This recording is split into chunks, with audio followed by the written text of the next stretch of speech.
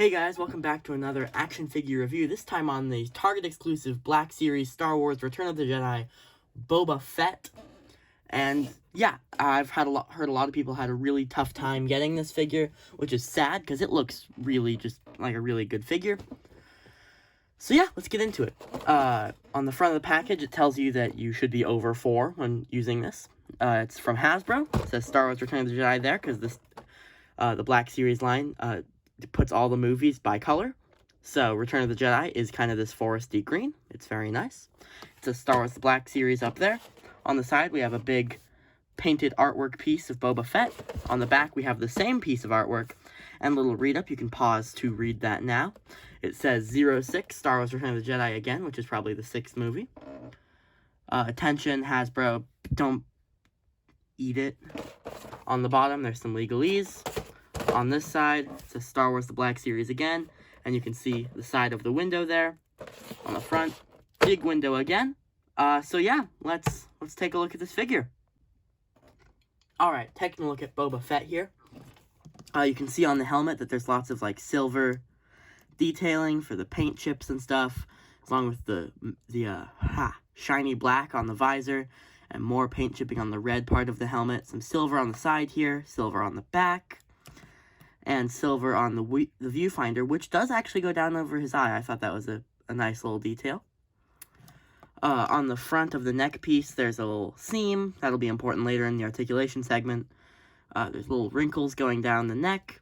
There's more of the paint chipping detail on the front of the armor, as well as some nice green paint. I think his whole torso is an overlay over some articulation because it seems to shift up and down. You can kind of see it there.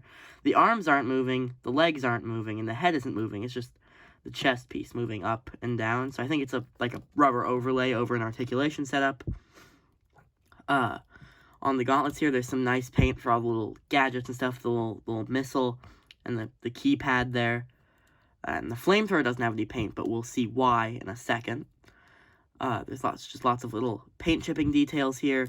Same on this side, except this side is a different gauntlet entirely with some like tubes going up into the arm there. The shoulder pads also have paint chipping, but this one has the Mandalorian mythosaur on one side. The knee pads also have this paint chipping, like the fake paint chipping, you know, with the little silver blaster, little silver something on the sides, as well as silver for the tools in the front leg pockets. There's a black strip of paint going down the front of the leg, or the front of the shoe, sorry, connecting to the weird little kicky things with his feet. They're very strange. There's a little bit of white on the back of the hands here, and this doesn't have any paint on it. The nice rubber cape piece. The pouches are kind of this, I don't know what kind of color to call that, like an off-white eggshell. And then there's some red down here, and the belt, pouches, and overlay.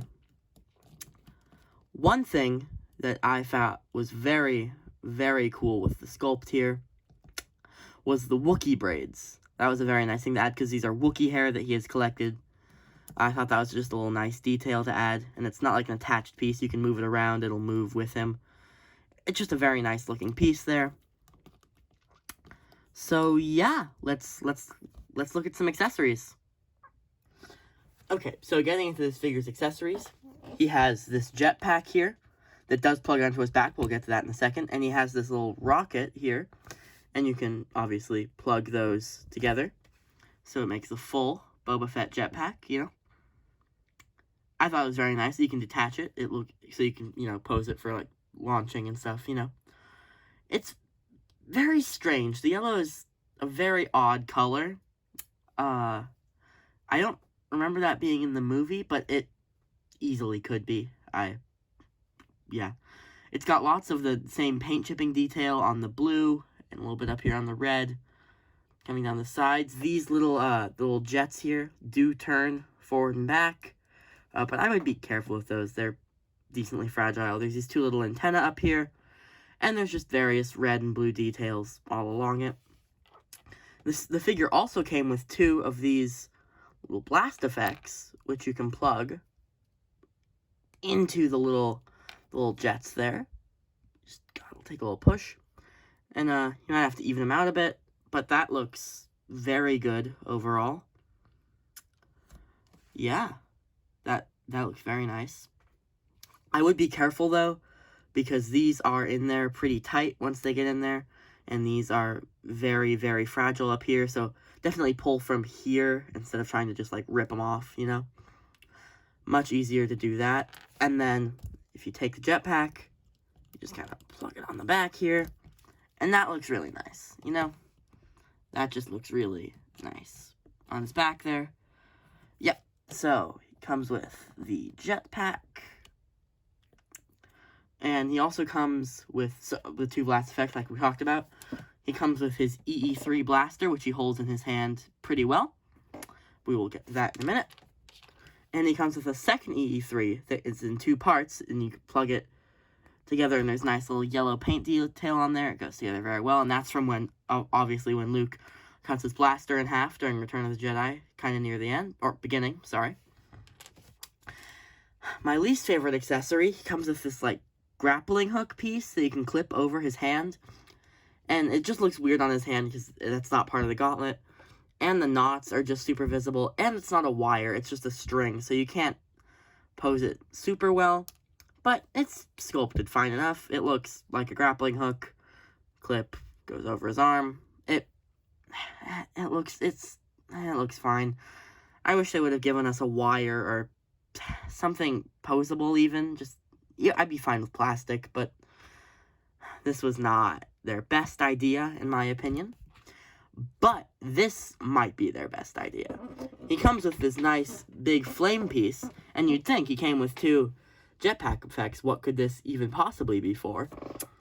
And I'm going to tell you, because why would I not? This is a review, that's the whole point. You can plug it onto the flamethrower, and then he's got a nice big flame piece, and I like that. The Black Series does not typically do effect pieces, which is stupid, because they could do an amazing job. Hasbro's done that with Marvel Legends, not so much G.I. Joe, but like Marvel Legends especially, Power Rangers, and they look great. They could easily do more. I don't know why they don't. I think it's pretty stupid. But yeah, that was all of the accessories. I think he comes with a decent amount, especially for a deluxe figure. He kind of has to come with a good amount. This was unneeded. I will die on that hill. This is very unneeded. But yeah, let's move on to articulation. Okay, looking at articulation, I think this is some of Hasbro's, even Hasbro's just work so far. It is just very well done. But yeah, so the head does tilt side to side, a very good amount of tilt. He doesn't look up much, but we'll fix that in a sec.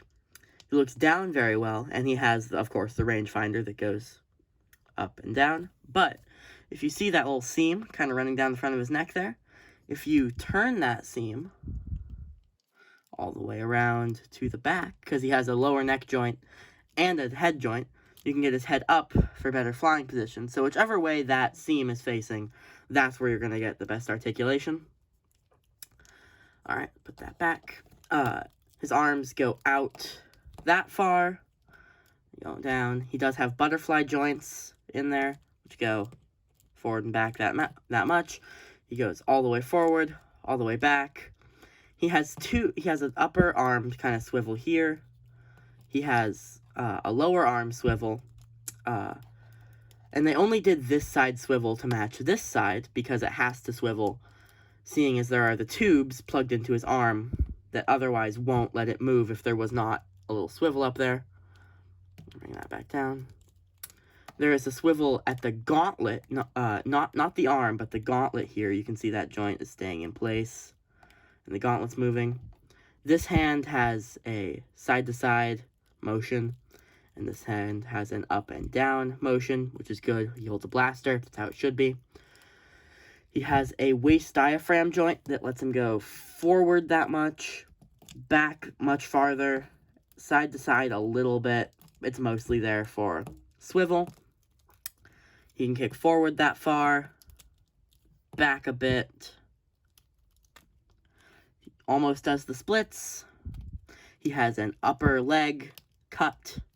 He has single jointed knees, which go back about that far, which is not bad. That's about as far as I need it to go. His legs go back. His feet go back. They go forward that far. And yeah, that's about it.